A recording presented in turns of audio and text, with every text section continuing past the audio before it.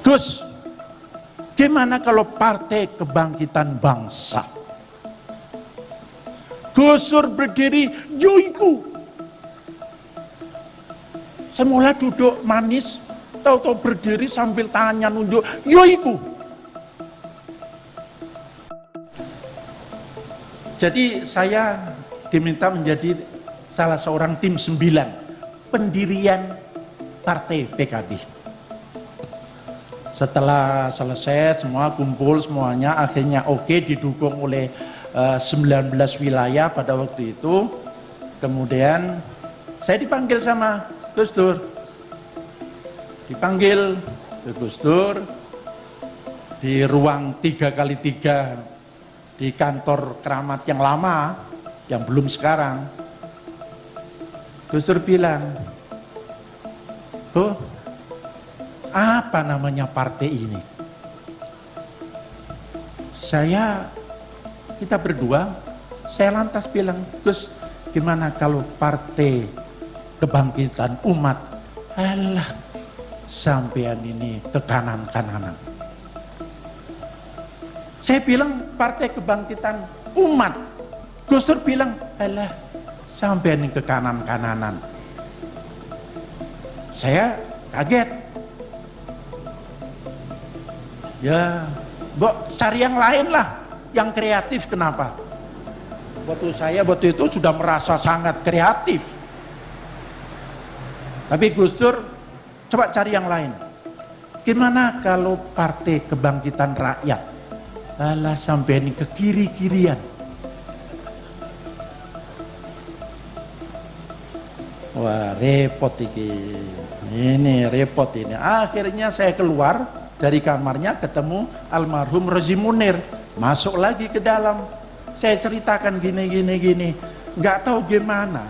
Mas Rozi itu mungkin sudah ada pembicaraan sebelumnya.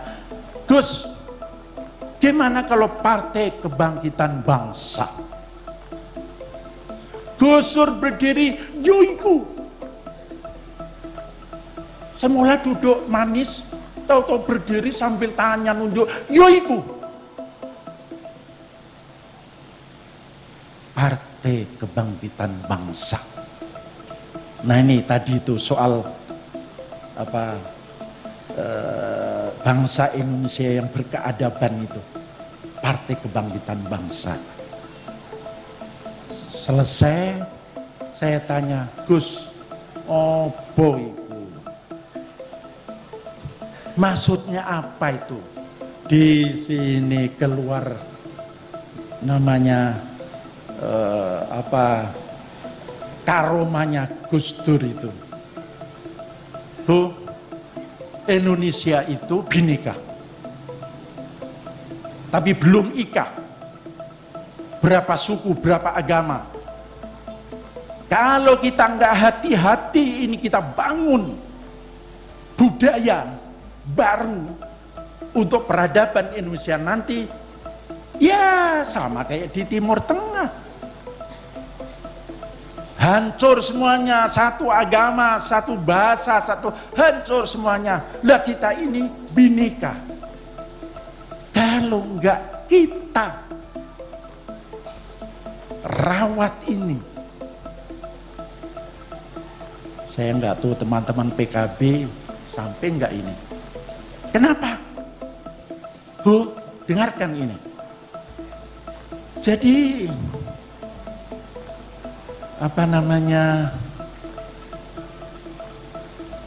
Islam kebangsaan itu adalah rahim peradaban Indonesia. Masya Allah. Islam kebangsaan ini adalah rahim peradaban Indonesia. Inilah mutiara Ibu Pertiwi. Saya ingat betul itu.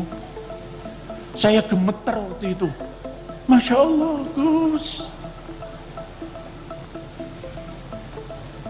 Dan Islam, Indonesia, dan kemanusiaan harus menjadi tarikan satu nafas bangsa Indonesia.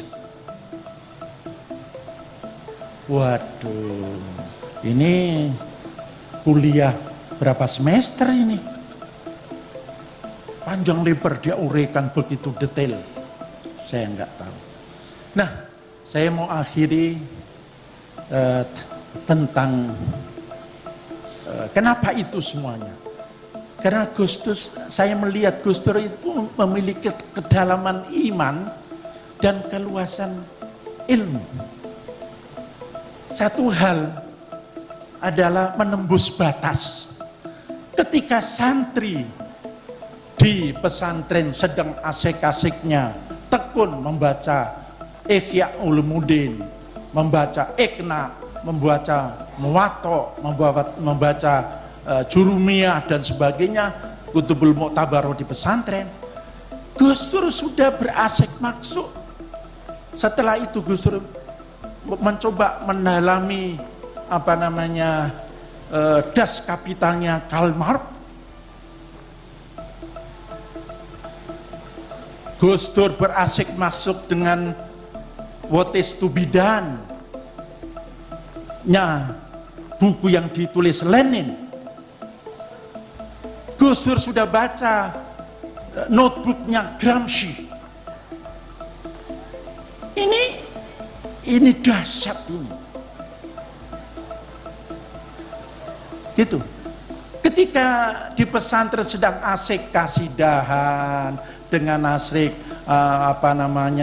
rebana, bahkan tadi itu salawat watun itu hasilnya itu, ya. Gus Dur sudah asik masuk dengan Ummi Kulthum, Annal Hub, Ummi Kulthum dari Mesir. Gus Dur sudah asik masuk dengan orkestranya Ludwig van Beethoven. Gus Dur sudah asik masuk dengan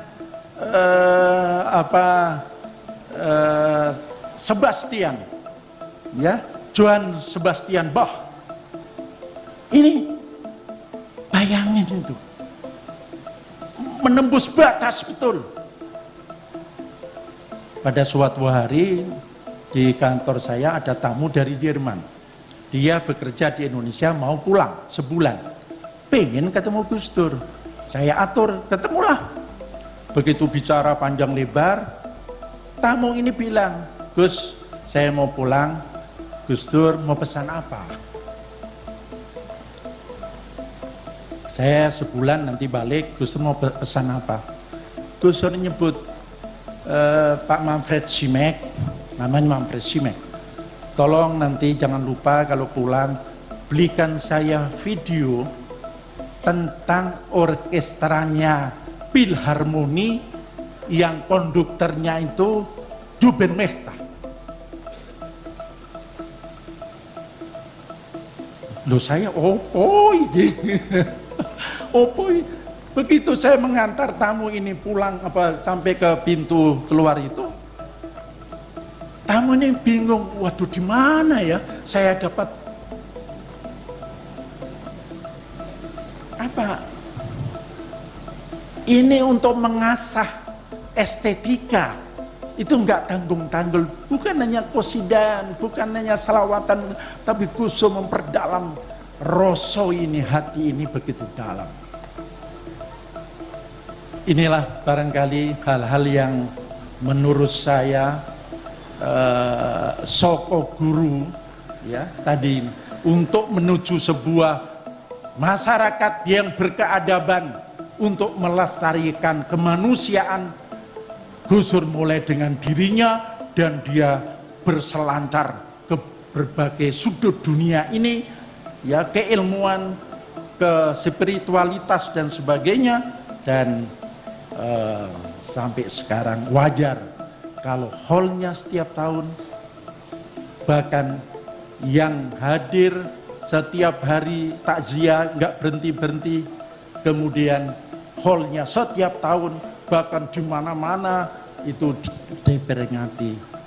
Ini saya pikir sesuatu yang ini karena Gus Dur meletakkan soko guru yang sangat jauh sekali 10 harapan bangsa Indonesia, yaitu bangsa yang berkeadaban, bangsa yang berbudaya untuk melestarikan kemanusiaan.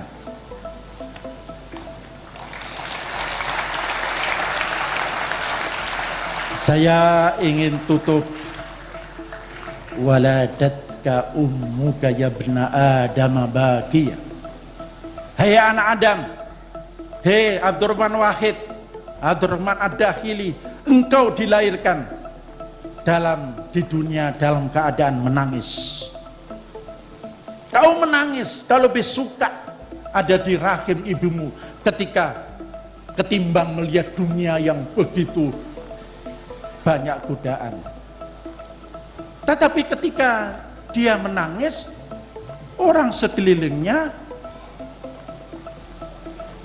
yadhakuna masrura, bergembira. Tetapi bapak-bapak sekalian, ingat, kemudian Gus Dur membalik itu semua. Itu waladatka ummuka ya ibna Adam bika wan nasu yadhakuna masrura. Orang sekelilingnya kamu lahir orang suka, tetapi ketika kamu meninggal, ini ketika kamu meninggal itu,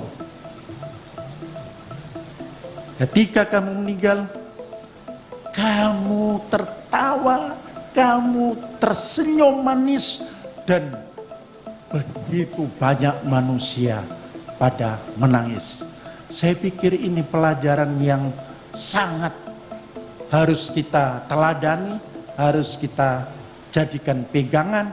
Bagaimana nanti ketika kita tiada, kayak kemarin adiknya yaitu Gus Solah, sampai hari ini koran gak habis-habisnya ya menulis tentang Gus Solah.